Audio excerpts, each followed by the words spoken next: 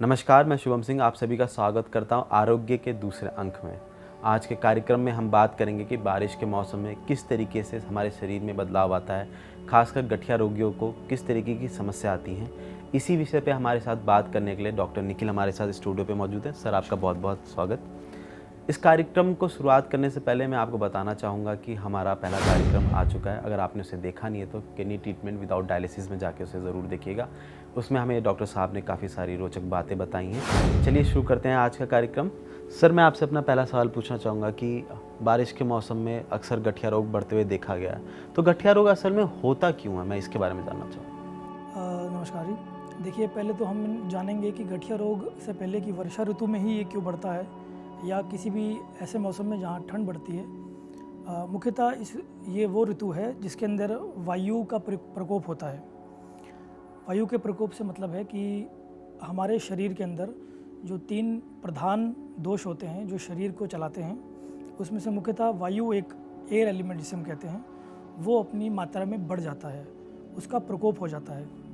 तो जैसे मैंने बताया कि वायु का प्रकोप होता है, तो जिन लोगों को शरीर में वायु का प्रकोप बढ़ जाता है उसके भी कुछ कारण होते हैं। उन कारणों में आहार आता है, आपकी दिनचर्या आती है। उन कारणों से वायु जब प्रकोप होता है तो वायु के साथ में समान रूप से जो हमारे बॉडी के टॉक्सिन्स होते हैं, जिसे हम आम कहते हैं, आयुर्वेद में इसे आम कहते हैं, जो हमारे डाइटरी टॉक्सिन्स होते हैं, जो वो शरीर में ज़्यादा बढ़ने लगते हैं। उसका भी कारण बताऊंगा कि क्यों बढ़ते हैं। जब वायु आम के साथ में सम्मिलित होती है तब वह अलग अलग जोड़ों में जाके अपना स्थान बनाती है और वहाँ पे गठिया या बाएं का दर्द शुरू करती है।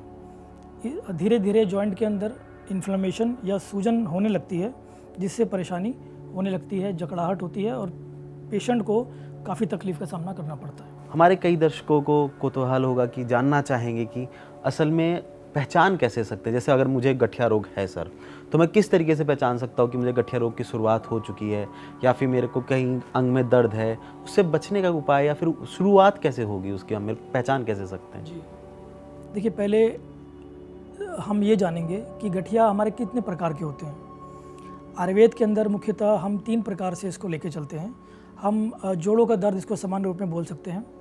तो उसमें सबसे पहले आता है जो वायु के प्रकोप के कारण हमारी जो जोड़ हैं, हमारे जॉइंट्स हैं, हड्डियां हैं, वो अपना घनत्व खो देती हैं। मतलब उनकी डेंसिटी कम हो जाती है वायु प्रकोप से, जिससे उनका आकार में भी हल्कापन आता है, उनके भार में भी हल्कापन आता है। और जो जॉइंट्स के बीच में आपके साइनोवियल फ्लूइड्स होते हैं, ताकि मेंटेन हो सके जॉइंट की मूवमेंट, वो भी धीरे धीरे तरल पदार्थ कम हो जाते हैं। इस तरह के अर्थराइटिस को हम ऑस्टियोआर्थराइटिस या संधिवात रोग कहते हैं। ये एक प्रकार का अर्थराइटिस है। दूसरे प्रकार का जो गठिया है उसमें सामान्यतः हम वात रक्त के नाम से जानते हैं। वात रक्त का मतलब है, इसमें 2 शब्द हैं, वायु और रक्त। तो इसका मतलब है वायु प्रकोप के साथ में जब रक्त दूषित होता है। इन सभी के जो कारण हैं वो भी अपने आप में हम विभिन्न किसी उसमें बताएंगे कि इन कारणों से वायु प्रकोप होता है और इन कारणों से रक्त प्रकोप होता है। तो जब ये दोनों प्रकोप होते हैं तो ये भी इस तरह अपने जॉइंट्स में टॉक्सिन्स के साथ में इकट्ठा होकर वायु ये वातरक्त रोग पैदा करता है। जो तीसरा प्रकार है वो है आमवात। आमवात का मतलब है वायु का प्रकोप के साथ में जब आम का मतलब है टॉक्सिन्स। ये डाइटरी टॉक्सिन्स जब हमारी मंद अग्नि के कारण पैदा होते हैं, जब आम वायु के साथ सम्मिश्रित होता है, तब यह जोड़ों में जगह जगह जाके वहाँ पर अपना स्थान बनाता है और बिच्छू के काटने की जैसी पीड़ा, ये आयुर्वेद में क्लियरली बताया हुआ है, इस तरह का दर्द उत्पन्न करता है। ये मूवमेंट भी रोकता है आदमी को। जैसे बड़े रोगों में है, जिस भी मूवमेंट की जो जॉइंट की मूवमेंट है उस मूवमेंट को ये रोकता है। इसमें ऐंठन आती है। मतलब जैसे अगर हमें किसी भी जॉइंट में हल्का सा जैसे काटने का डंग जैसा महसूस हो, तो मतलब कि हमें गठिया, ये बेसिकली जो बताया गया है ये इन्फ्लेमेटरी जॉइंट पेन के बारे में बताया गया है। आयुर्वेद में जो जिक्र है इसका, वो इन्फ्लेमेटरी जॉइंट पेन के अंडर इसको लेते हैं। तो जहाँ इन्फ्लेमेशन होती है, सूजन होती है, तो सामान्यतः यही लक्षण पाया जाता है कि सुबह उठते ही जकड़ाहट होती है, बिच्छू के काटने जैसी पीड़ा होती है तीव्र, और जो जॉइंट की मूवमेंट है उसमें भी रुकावट आती है, तो अकड़न महसूस करता है पेशेंट। तो ये कुछ मुख्य लक्षण है। वातरक्त और आम वात में बेसिक फ़र्क ये आ जाता है कि सबसे पहले छोटे जोड़ों से शुरू होता है वातरक्त और बड़े जोड़ों से शुरू होता है आमवात।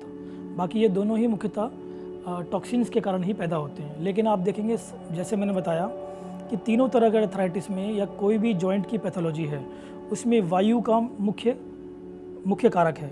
वायु के प्रकोप से ही ये जो गठिया बाय या जितने भी तरह के आर्थराइटिस हैं वो बनते हैं। सर इसी से जुड़ा मेरा अगला सवाल है, आपने बताया गठिया किस तरीके से होता है, आपने बड़े अच्छे से हमारे दर्शकों को समझाया, पर हमारे दर्शकों को कई बार सवाल होते हैं, आप ठीक है इसका उपचार कैसे कर सकते हैं। कई दर्शक हमारे होते हैं कि ये सोचते हैं कि हम ज़्यादा दवाइयाँ नहीं खाना चाहते, तो आयुर्वेद एक ऐसा माध्यम है जिसमें हम जड़ी बूटियों के सहारे से नेचुरल चीज़ों से इलाज कर सकते हैं। तो आयुर्वेदा में इसका किस तरीके से उपचार है और किस तरीके से हम उपचार पा सकते हैं आयुर्वेदा के माध्यम से। जी, आयुर्वेद में इसका पूरी तरह से उपचार होता है, लेकिन सही समय पे उपचार करना शुरू होता है। जैसे ही पेशेंट को कभी लगे कि इस तरह के लक्षण उत्पन्न होते हैं तो उसे एक बार अपने जो भी रिपोर्ट्स होती हैं वो कराकर एक आयुर्वेद के विशेषज्ञ को ज़रूर एक बार दिखाना चाहिए। उससे क्या होता है कि बीमारी समय रहते ही ट्रीट हो जाती है।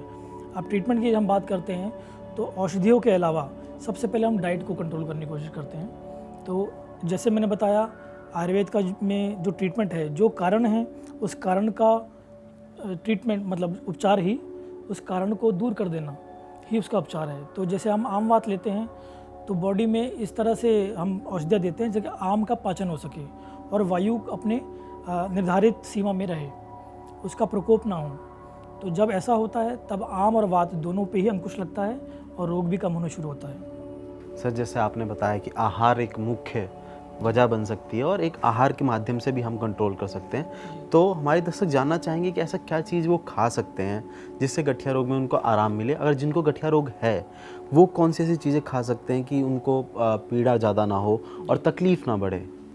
देखिए, वर्षा ऋतु की बात कर रहे थे तो वर्षा ऋतु में एक चीज़ होती है कि सामान्यतः हमारा खाने पीने का मन बहुत ज़्यादा करता है, जैसे तली हुई चीज़ें हैं, तो इसी वजह से भी रोग बढ़ते हैं। तो सबसे पहले हमें अगर आम को कंट्रोल करना है तो हमारे अग्नि पे हमें अग्नि के अनुसार खाना खाना पड़ेगा। वर्षा ऋतु में सामान्यतः अग्नि मंद रहती है और उस पर हम सबसे ज़्यादा बाहर का खाना खाते हैं, तो सबसे पहले ये रोकना पड़ेगा या उसको लिमिटेड करना पड़ेगा। अगर आपका डाइजेशन आपको लगता है कि ठीक नहीं है तो हमें हमेशा घर का खाना ही खाना चाहिए। उसमें भी जो वायु प्रकोप के पदार्थ होते हैं, जैसे रात में दही खाना, रात में छाछ का सेवन करना, तो ये बिल्कुल ही निषेध माना गया आयुर्वेद में। इस तरह की चीज़ों को रोकना चाहिए।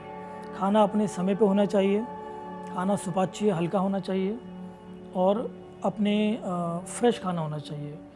कई बार हम प्रैक्टिस में देखते हैं कि हम थोड़ा सा बासी खाना खाते हैं तो उसमें तमस भी बढ़ता है और आम बनाने की जो शक्ति है वो बढ़ जाती है। सर यहाँ पे मैं पूछना चाहूँगा, जैसे आपने कहा बासी खाना नहीं खा सकते, तो कुछ लोग होते हैं जैसे सुबह का खाना बनाया दोपहर में खा लिया, दोपहर का रात में, फिर रात का बचा हुआ तो दिन में खा लिया, तो इस प्रैक्टिस से हमें बचना चाहिए।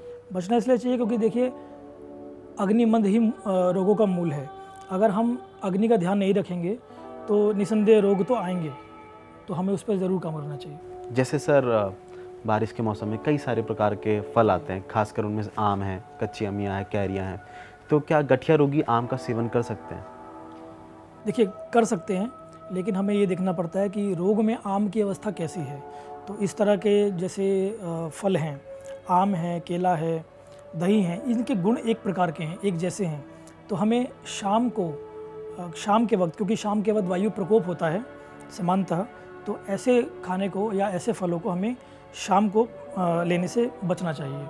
तो इनका हम सेवन दिन के समय में एक निर्धारित मात्रा में कर सकते हैं। मात्रा का बड़ा इसमें महत्व होता है कि आप कितना खा रहे हैं। जी सर, इसी के साथ हम अपने दर्शकों को बताना चाहेंगे कि हम अपने आखिरी सवाल की तरफ बढ़ चुके हैं। सर मैं आखिरी सवाल आपसे ये पूछना चाहूँगा, बारिश का समय आ रहा है, कीड़े पतंगे भी बहुत ज़्यादा निकलेंगे, इसी के साथ साथ कई सारी बीमारियाँ भी बारिश के मौसम में देखने को मिलती है। आयुर्वेदा के माध्यम से हम किस तरीके से अपने आप को स्वस्थ रख सकते हैं और आयुर्वेदा ऐसी कौन सी पद्धति हमें बताता है जिसको हम फॉलो करके अपने शरीर को बारिश के मौसम में स्वस्थ बना सकते हैं?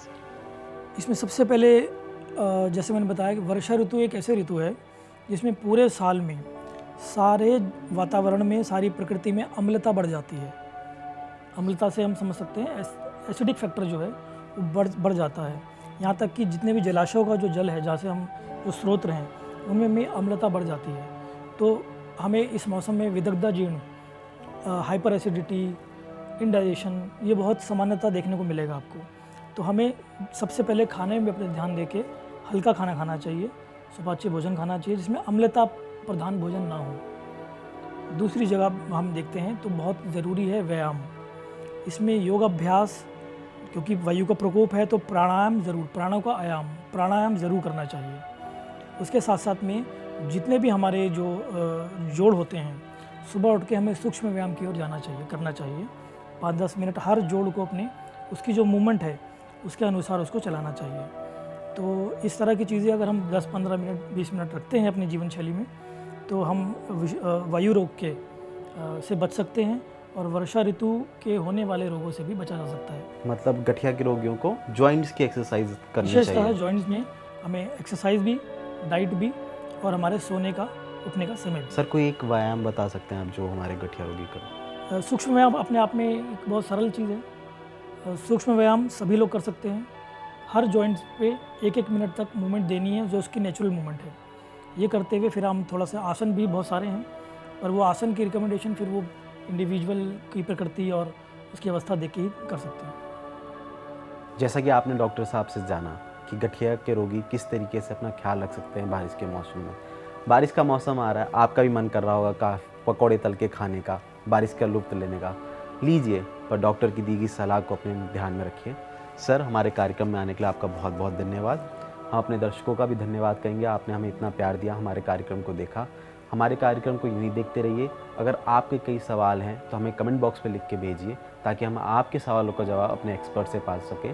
तब तक के लिए धन्यवाद। मिलते हैं अगले कार्यक्रम में।